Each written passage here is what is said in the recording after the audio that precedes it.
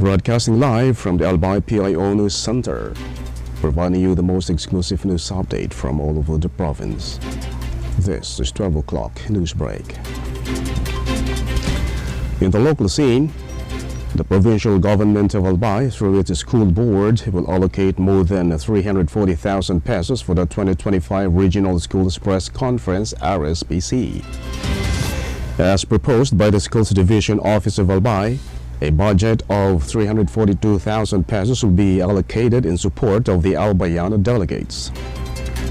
Of this amount, 171,000 pesos will be used for sublimated shirts, 85,500 pesos for canvas cloth sling bags, and 85,000 pesos for hats for approximately 285 participants representing the province of Albay. The budget for the 2025 RSPC, which is tentatively scheduled for January 27 to 31, will come from the Provincial Special Education Fund. The event is an annual competition aimed at honing students' journalistic skills and equipping them with knowledge of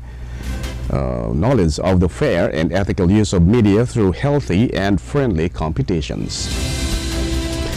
In other story, the Albay Provincial Agricultural Office is encouraging various local government units to take part in the third season of the Go Green, Grow Green Albay program G4AP and Halina't Magtanim ng Prutas at Gulay Hapag. According to Grace P. Tianio, senior aquaculturist and G4AP focal person, all LGUs are invited to participate in the program's third year of implementation scheduled for next year. She also added that through G4AP, food security will be strengthened while maintaining a clean and green environment for Albayanos. The statement was made during the most recent G4AP Hapag Award event, which honored the commitment and hard work of the LGUs in carrying out the program. In the national scene, President Ferdinand Marcos Jr. has reformed the National Security Council and dismissing Vice President Sara Duterte and the former President Rodrigo Duterte from its membership.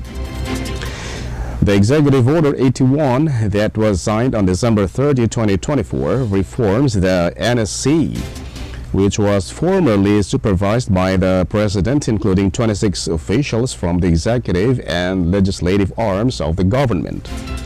The NSC is the primary advisory body for the proper coordination and integration of plans and policies pertaining to or having significance for national security.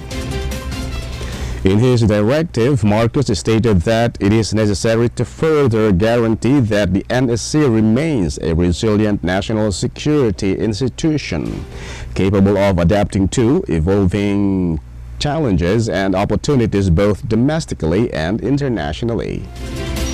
In Executive Order 33 that was issued in 1992 by President Fidel V. Ramos, and Executive Order 34 in 2001 by President Gloria Macapagal-Arroyo, the NSC includes the Vice President and former Presidents of the nation.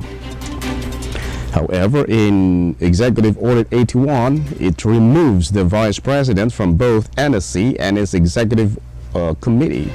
Past Presidents were also removed as NSC member, wherein this executive order empowers the President to appoint other government officials or private persons as NSC members.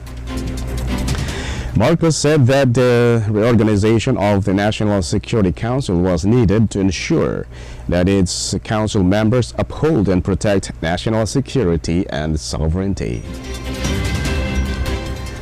In other story, House Secretary General Reginald Velasco announced that a fourth impeachment complaint against Vice President Sara Duterte may be filed when Congress resumes. This potential complaint comes after previous allegations made against Duterte, including misuse of confidential funds and threats to various officials. The first complaint was filed on December 2, 2024 by civil society representatives and was endorsed by former Senator Leila de Lima. The current House session is set to resume on January 13, allowing for further action on this matter. In other news, former Bayan Muna Party List Representative Neri Colmenares has called on Congress to prioritize legislation that compensates individuals wrongfully detained but later acquitted. His statement follows a similar appeal by Caloocan Bishop Cardinal Pablo Virgilio David, who proposed compensation at minimum wage rate, roughly 20,000 pesos for each month spent in unjust detention. Colmenares criticized the existing compensation guidelines under the Republic Act No. 7309, which limits payouts to 1,000 pesos per month, which he emphasized the moral and legal responsibility of the government to provide justice and reparation to those affected by wrongful imprisonment, asserting that mere release is insufficient without appropriate compensation for lost time and dignity. Colmenares concluded that genuine justice requires comprehensive measures to support victims of systemic injustice, urging Congress to act decisively towards meaningful reforms. And in the news outside the country, the bodies of 2 men died in a plane crash off in New South Wales, mid-north coast, have been discovered. Just after 4 o'clock in the afternoon on Saturday, emergency services were immediately called to Nambucco Heads on the Coffs Harbour coast when a small plane crashed into the water.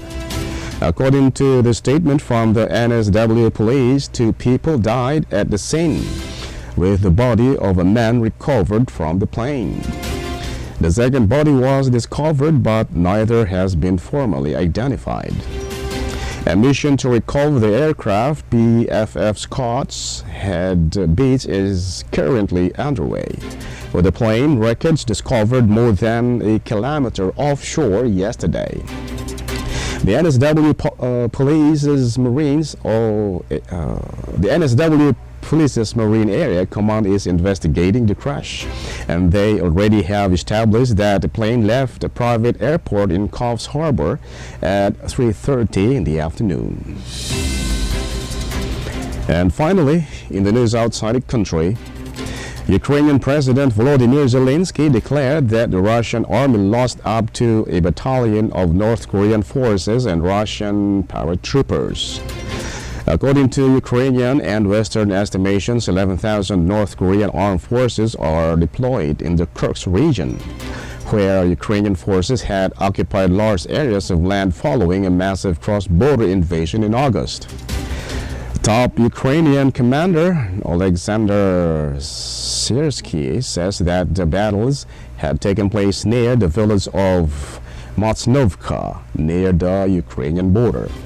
Zelensky claimed that the North Koreans were taking great measures to escape being imprisoned and were being executed by their own military.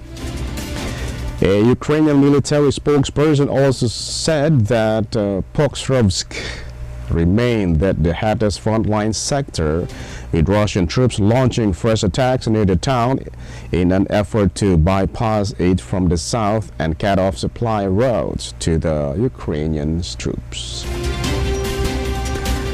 And that's all for the 12 o'clock news break, January 6, 2025. We'll be right back tomorrow for more news updates. And thanks to our 12 o'clock news break writer, LJ Lorejo and Tres Padilla. And on the technical side, Chad Bobis.